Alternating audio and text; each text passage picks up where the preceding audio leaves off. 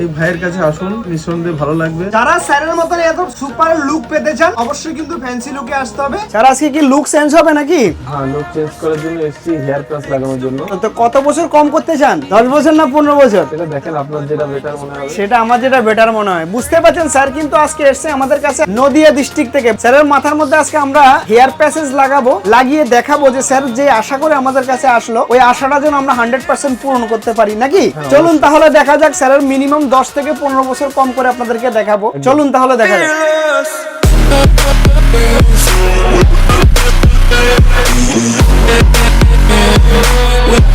এই দেখুন, এটা হলো স্যারের কিন্তু ফাইনাল লুক। আমরা স্যারের কাছ থেকে শুনবো যে স্যারের 10 বছর কম হয়েছে কিনা। না, এই ভাইয়ের কাছে আসুন, অবশ্যই নিঃসন্দেহে ভালো লাগবে। 10 বছর না কমলে নিঃসন্দেহে 5 বছর কমে যাবে, এটা গ্যারান্টি। চলুন, বুঝতে পারছেন স্যারের কথা। স্যারের কথা হলো 10 বছর না কমলেও 5 বছর কমে যাবে। অ্যাকচুয়ালি দেখুন, স্যারের কিন্তু এখনো চুল কিন্তু পুরোপুরি কমপ্লিট ভাবে পড়েনি। যাদের কিন্তু পুরোপুরি একদম পুরো জিরো হয়ে গেছে তারা কিন্তু বুঝতে পারবেন যে আপনার 10 বছর না 15 বছর কমে যাবে। অ্যাকচুয়ালি স্যারের মাথার মধ্যে কিন্তু অনেকটা চুল আছে, বুঝতেই পারছেন। যারা এই ধরনের হেয়ারের সমস্যা নিয়ে ভুগছেন অবশ্যই কিন্তু আমাদের কাছে একবার আসতে হবে। আমাদের কাছে আসলে আপনাদের হেয়ারের রিলেটেড যত ধরনের প্রবলেম থাকবে সমস্ত ধরনের প্রবলেম আমরা কিন্তু সলভ করব।